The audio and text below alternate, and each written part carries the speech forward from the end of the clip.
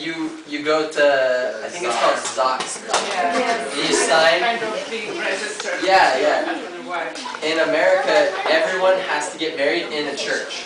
And you sign like the papers at a And church. you sign the papers at a church. So that's a little bit. And who makes a wedding party? I think usually the wife does. Yeah, the wife's family usually does Wow. that. We will consider that. It's a good idea. All right, thank you very much. Thank you. Did you write the answers? Because maybe later you will ask me. I try to be brief today, and may I ask you some questions for our readers? Of course. Everybody knows about world economic crisis. Do you feel that it influences on your lives? Oh, go ahead. Alright. Something exciting to talk about. My father lost his job a while ago because of the crisis, and it caused our family to have to move states. It's very difficult life for our family. Because, I think it's difficult for a lot of families in America. Yeah. My father, he received like a decrease in his pay, and so it forced him to quit that job and to start his own business. So, and then he had his own business for a few years, and now he works at a different company. So. What about you yourself? Do you realize that you are in a situation of crisis? For me personally, with your finance, for me personally, no, not really. you can limit yourself then. And how about using a new currency? It's ruble. I mean, is it convenient? Currency, yes. Is it convenient to you shop with rubles? The price in America and the price here is practically the same. But when I was paying 1,000 rubles for my groceries, I was like, oh my goodness. But in reality, at home, that's only like $30, and paying $30 for groceries is completely acceptable. So you need to compare all the time just to balance it in your mind, whether it is costly enough. But it's actually going to be strange going back to America because I'm so used to buying things in rubles, and buying things in dollars will be strange. Yeah, actually, my family sent me a package from America, and in the package they sent me something that still had the price tag on it. And it said $2, and I thought, man, that is so inexpensive. That's so cheap. So, like at one time I had 3 part-time jobs. Wow. At the same time? Yeah, I taught surf lessons, and I worked at a surf shop, at a store where they sell surfing kind of goods. And also I worked at a restaurant, so I worked a lot. Yes, but I think you love your job. Yeah, I did. It was a good job. What time do your children start school? 7:30 and 8:30 usually, probably, right? Where we lived, a lot of children had to ride buses to get to school because we lived in a rural area. Does that make sense? And Like a village, A village, kind of. And so a lot of kids would come in from out of the city on buses. Like, for instance, myself, I had to ride the bus about 45 minutes to get to school. And so our school started later than most schools. We began school at 9 o'clock. What time do children finish school? 2 and 3:30 probably. We finished at 3:30. Yeah. Holidays in spring. And it's 1 week. But there are other holidays that are maybe one day, like you have Friday where you don't have school, or a Monday where you don't have school. We call those long weekends. Yeah. And so they'll usually try to plan it where there's a holiday on Monday, and then they'll not make us go to school on Friday, and so we'll have Friday, Saturday, Sunday, and Monday off. We always call it like a 4-day weekend. Yeah, 4-day long weekend. That's cool. Great. Do students wear school form? Danny, you did? Yeah. I went to it's not a private school. This is the dance. Oh, this is the dance. She needs to dance. I went to what's called a charter school, so it's like a government private school. What clubs are in the school? English club.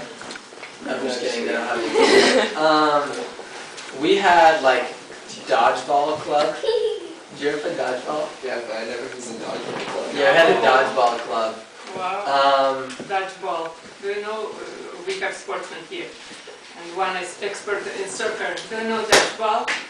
Huh, Peter? Dodgeball. Dodgeball. We'll teach you about it later, don't worry. Okay. Yeah, you will show us. Yeah, we'll show We you. have a ball. Yeah. No, there are like some, we had like a lacrosse club because it wasn't a team. I think you can make any student, because usually the students run their own clubs. And so, at least in our school, anyone could make a club about anything if they had enough people and if they stayed within certain like rules. But they could even get money from the school to do their own clubs. For instance, my little brother loves to read a certain like series of books, and he made a club for this like Readers. readers of Fablehaven or whatever it was he read. Do you learn Russian language?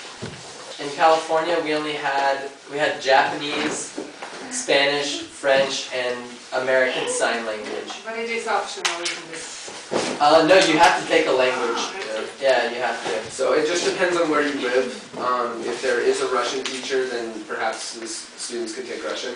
But yeah, like he said, all students are required to learn language. Yeah, most common is Spanish, definitely. Spanish, yeah, because it's southern. Yeah. It's just invaded by Mexicans. Yeah, there are Mexicans everywhere, so. Yeah. Okay, thank you, Dasha. Thank you. Thanks you. a lot.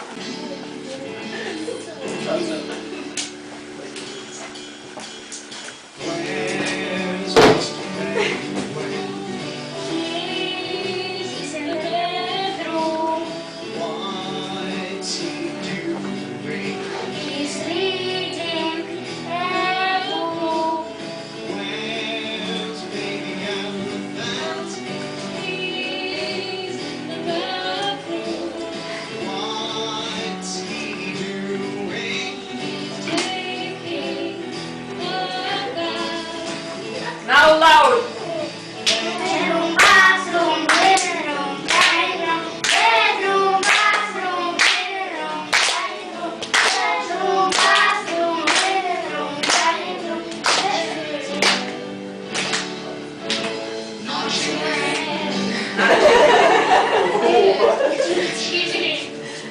It's the kitchen, not a chicken. He's in the living room. He's watching TV.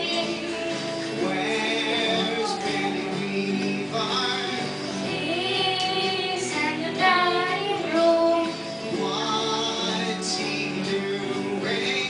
He's studying English. Loud.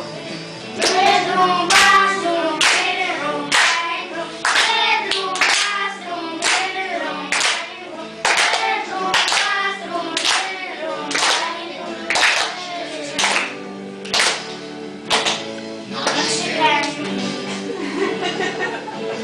He's in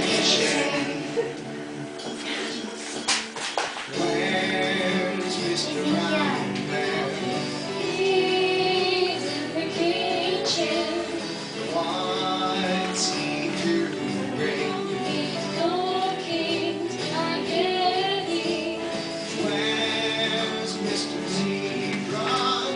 He's in the kitchen.